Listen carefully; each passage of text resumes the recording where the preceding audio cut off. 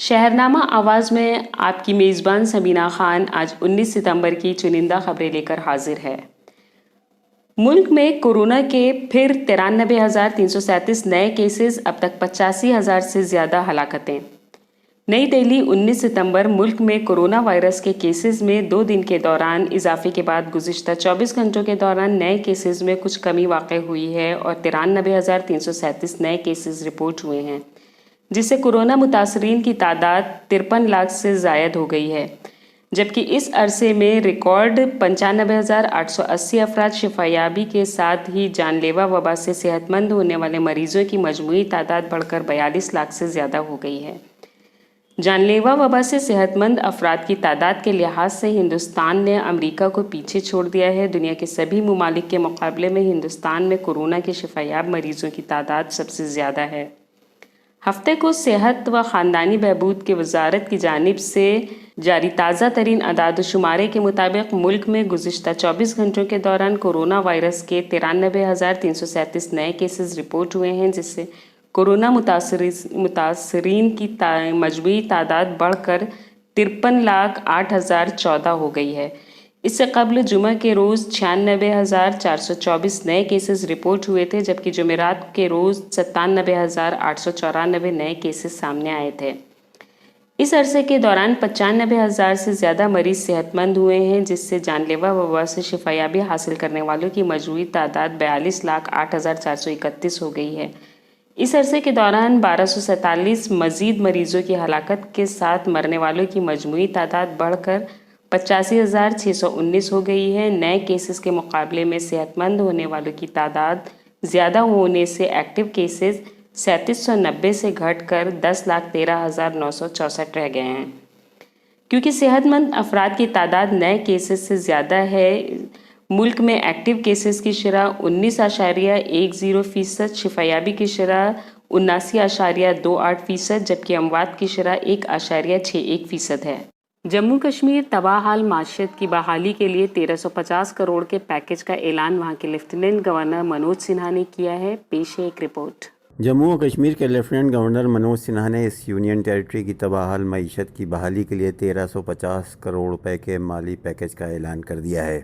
انہوں نے کہا کہ آج جو ہم یہ اعلان کر رہے ہیں، اس پر مقررہ وقت کے اندر عمل درآمد ہونے کو یقینی بنایا جائے گا۔ انہوں نے کہا کہ آتم نربھر بھارت ابھیان کے تحت اس سے بھی بڑا اعلان ہونے والا ہے۔ موصوف نے ان باتوں کا اظہار ہفتے کو یہاں راج بھون میں منعقد ایک پریس کانفرنس سے خطاب کے دوران کیا، جس کا انہوں نے آغاز بھی اردو زبان کے ایک شعر سے کیا اور اختتام بھی اردو زبان کے ایک شعر ہی سے کیا۔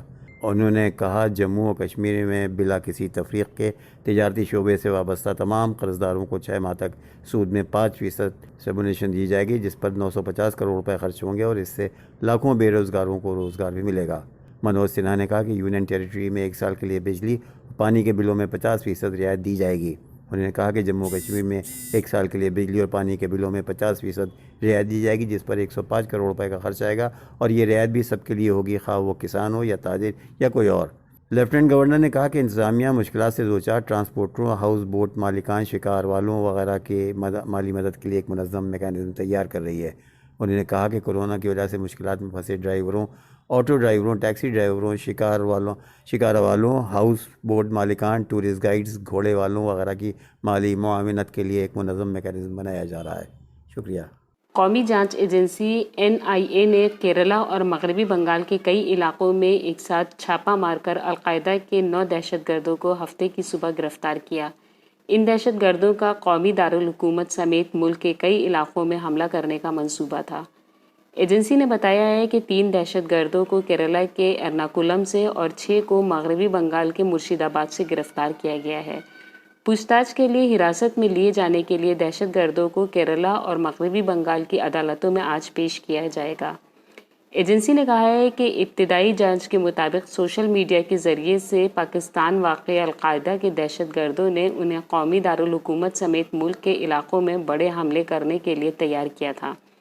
ان کے پاس سے بڑی تعداد میں ڈیجیٹل آلات، جہادی سامان اور دستاویز، تیز ہتھیار، دیسی بم اور حفاظتی جیکٹ برآمد کی گئی ہیں۔ اسرائیل کے ساتھ عرب امارات اور بحرین کے تعلقات کی برقراری کی فلسطینی عوام اور علاقے کے ملکوں کی جانب سے شدید مخالفت کی جا رہی ہے۔ جا بجا احتجاج اور مظاہرے شروع ہو چکے ہیں. سماعت کرتے ہیں ایک رپورٹ.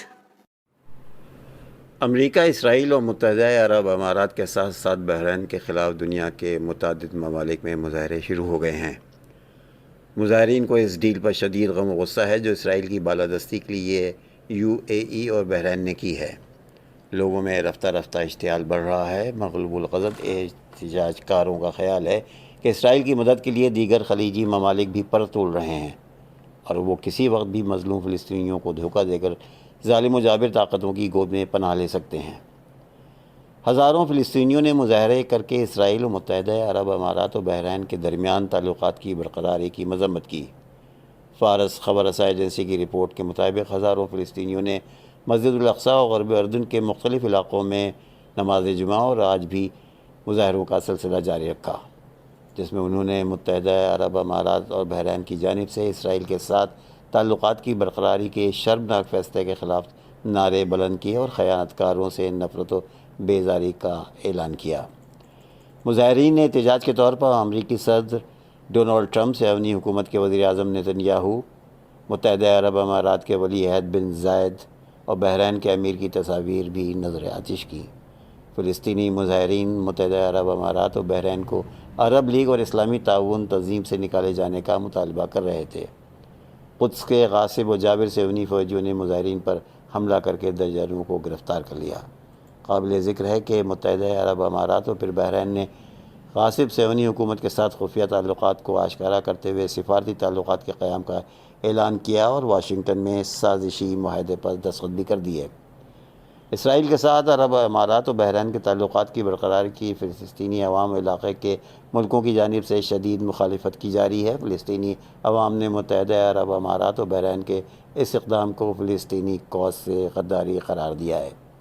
دریں اثنا مقتدیٰ صدر نے سوشل میڈیا میں تل ابیب میں عراق کے ورچوئل ایمبیسی کے سے متعلق چلنے والی خبروں پر اسرائیل کے وزیر اعظم کو متنبہ کیا ہے. عراق کے سیاسی اور مذہبی رہنما مقتدیٰ صدر نے کوفے میں نماز جمعہ کے خطبوں میں بھی غاصب اسرائیل کے ساتھ بعض عرب ممالک کے روابط کی برقراری کی مذمت کی ہے. صہیونی وزیر اعظم بن نیتن یاہو کو متنبہ کیا کہ عراق کے ساتھ خلیج فارس کے بعض عرب ممالک کی طرح تعلقات کی برقراری کا نہ سوچیں، اس لیے کہ عراق کی جانب قدم بڑھانے کا مطلب تمہاری سیاسی زندگی کا خاتمہ ہو سکتا ہے. اور اب آخر میں ایک دلچسپ خبر. شمالی سعودی عرب میں صحرائے نفود کے علاقے میں 1,20,000 سال پرانے انسانی قدموں کے نشانات ملے ہیں. سعودی عرب کی سرزمین پر اس حالیہ اور اہم دریافت کی تفصیلات معروف سائنس جدید سائنس ایڈوانسز میں بھی شائع ہو چکی ہیں. ماہرین کی تحقیقات کے مطابق یہ انسانوں کے ایک چھوٹے سے گروہ کے ایک ایسے سفر کی نشاندہی کرتے ہیں جو اپنے جانوروں کے ساتھ کہیں جا رہے تھے. دریافت میں جانوروں کے پیروں کے نشان بھی ملے ہیں. ماہرین کے مطابق اس وقت کے جانوروں کی ساخت آج کے جانوروں کے مقابلے میں کافی بڑی ہوا کرتی تھی اور غالب گمان یہی ہے کہ یہ قدم انسانی گروہ ان جانوروں کا شکار بھی کیا کرتا ہوگا. ماہرین کے مطابق دریافت کے مزید مطالعے سے ہمیں یہ سمجھنے میں مزید مدد ملے گی کہ موجودہ نسل انسانی کے اجداد لاکھوں سال پہلے جب افریقہ سے نکل کر دنیا کے دیگر حصوں تک پھیلے تو انہوں نے اپنے سفر کے لیے کون کون سے راستے اختیار کیے. سامعین، ہم کل پھر اسی پروگرام کے ساتھ حاضر ہوں گے اور آپ سے گزارش ہے کہ آپ کو اگر ہماری یہ پیشکش پسند آئی ہو تو اسے لائک، شیئر اور سبسکرائب ضرور کریں. ساتھ ہی بیل آئیکن دبانا نہ بھولیں. بے حد شکریہ.